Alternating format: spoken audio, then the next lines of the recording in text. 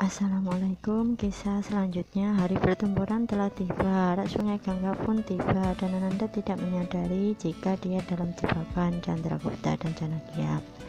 Kalau tidak turun dalam pertempuran, dan ketika pasukan Danananda yang perlahan menyusul melalui sungai pada mati akibat ledakan dengan dibuat oleh Chandragupta. Ketika air sungai dicemari dengan minyak, Janakya hanya mengamati pertempuran dan Ananda dari kejauhan.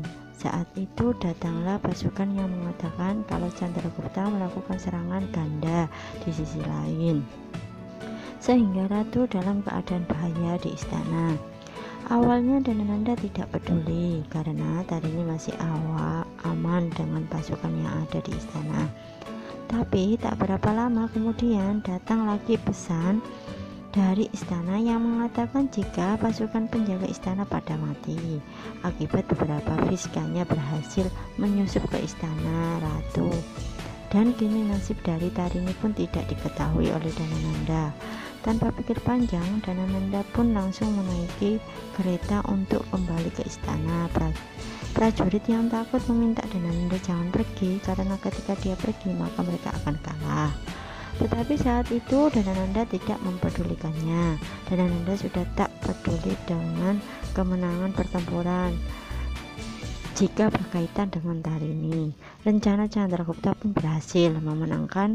Para Chandragupta pun memasangkan bendera Bhilwan di sana dan meminta salah satu tentara menyampaikan pesan kepada Durdara kalau pertempuran dimenangkan Chandragupta dalam keadaan baik-baik saja. Tapi ketika pesan itu sampai, Durdara yang jelas dari tadi merasa khawatir, malah mendapat pesan palsu yang sudah ditukar oleh Kivarta. Dari luar istana, pesannya berisikan jika Chandragupta terluka parah, Durdara diminta untuk datang untuk menemui Chandragupta. Durdara yang panik tentu langsung pergi meninggalkan istana bersama pasukan, sehingga istana menjadi kosong saat itu. Dan Kivarta pun langsung menyusup ke istana Bhilwan untuk membebaskan Amadya. Durdara yang telah sampai di medan pertempuran dengan penuh rasa syukur langsung memeluk Chandragupta yang dalam keadaan baik-baik saja. Chandragupta pun heran mengapa Durdara datang. Durdara pun menjelaskan kalau dia mendapatkan pesan Chandragupta dalam keadaan terluka. Janakya pun langsung sadar dan dia menyebutkan Amadya. Dan cepat mereka pun mengejar Amadya dan Kivarta. Belum jauh mereka pergi, Chandragupta berhasil menghadangnya. 2 lawan 1 tak membuat Chandragupta getar. Dengan mudah Kivarta yang angkuh dibuatnya tak berdaya. Lalu Chandragupta pun berhadapan dengan Amadya dengan yang dimintanya untuk menyerah karena Chandragupta tak akan membunuhnya. Ketika Chandragupta masih membujuk Amadya, Kivarta menyerang Chandragupta dari belakang. Dengan cepat Chandragupta menyadari dan langsung menggorok leher Kivarta hingga mati. Dan di saat yang sama Durdara melihat kejadian itu. Chandragupta pun terlihat kaget karena takut akan membuat Durdara sedih. Kakaknya mati di depannya, tapi Durdara saat itu mengatakan kalau Kivarta memang layak mendapatkan itu. Tanpa mereka sadari, ternyata Amadya telah hilang. Dia bersembunyi di pepohonan dan akan pergi ke istana untuk menunjukkan bukti pengkhianatan Tarini. Durdara yang saat itu mengkhawatirkan nasib Tarini. Chandragupta memintanya tak perlu khawatir karena para fiskalnya telah menjemputnya. Tak berapa lama kemudian para fiskalnya datang tanpa membawa Tarini karena Tarini meminta untuk tinggal. Tak ada yang harus diselesaikannya. Chandragupta pun terlihat khawatir. Dimagada dan Ananda yang telah sampai di istana segera langsung mencari Tarini. Ketika bertemu terlihat Danananda sangat mengkhawatirkan Tarini. Tarini terlihat lesu saat itu. Dia meminta Danananda untuk melakukan gencatan senjata. Mengingat musuh mereka telah berhasil menyusup ke istana, tetapi dengan keangkuhannya Danananda tidak mau. Haram bagi Magada untuk menyerah, kata Danananda. Tak menjawab apa-apa, tiba-tiba Tarini pingsan. Danananda panik, dia berpikir Visvanya telah meracuni Tarini. Dia langsung meminta tabib untuk melakukan pengobatan, tapi saat itu belum diketahui penyebab pingsan Tarini. Tiba-tiba masuklah prajurit membawa mayat Kivarta. Danananda sangat terkejut dan dia sedih kalau semua saudaranya telah mati. Sambil membaca surat Chandragupta yang berisikan pengakuan kalau dia yang membunuh Kivarta dan kini dia berhasil merebut baraknya.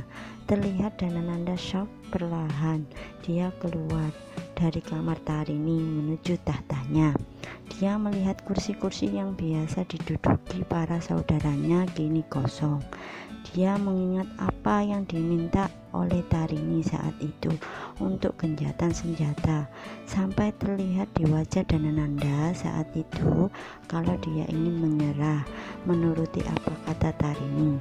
Tapi ketika dia mengingat kembali apa yang terjadi dulu saat Chanakya mengucapkan sumpahnya untuk menggulingkan Danananda, Danananda kembali bengis sambil mengatakan kalau dia tidak akan memberikan tahtanya karena tahta ini adalah segalanya bagi dirinya. Dia pun langsung menanggapi deklarasi perang yang baru saja dikirimkan oleh Chandragupta.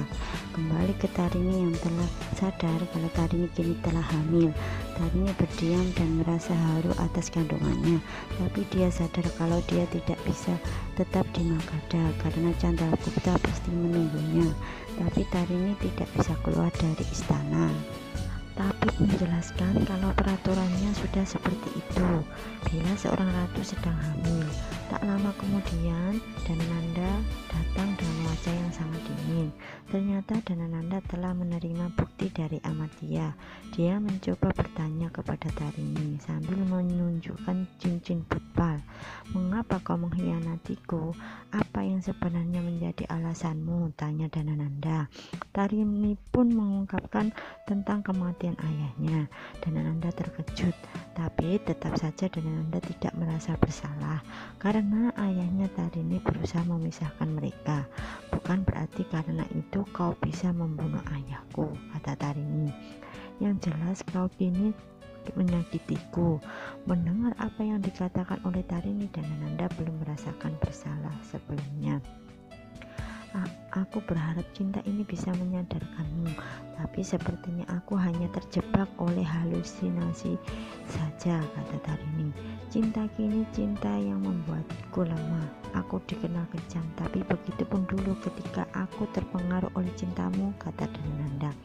Tarini mencoba membuat Danananda kembali mengerti kalau keserakahannya yang akan menjatuhkannya nanti, tapi Danananda tidak mau mendengar. Dia mengatakan, "Aku telah mendapatkan semua ini dengan susah payah.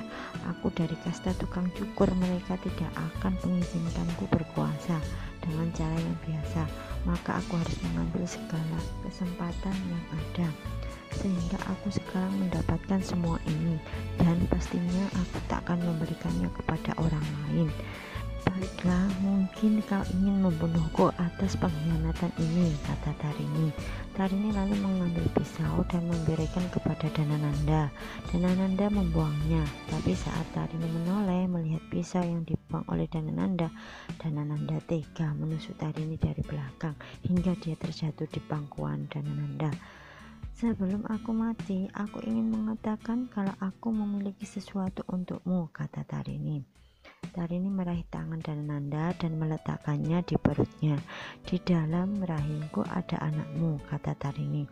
Danananda pun langsung terdiam.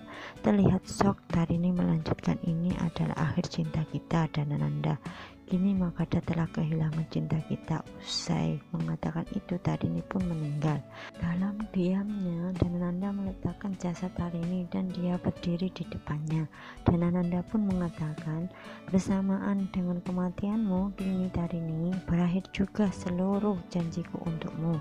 Kini aku bisa membunuh Chandragupta dan Chanakya di medan pertempuran."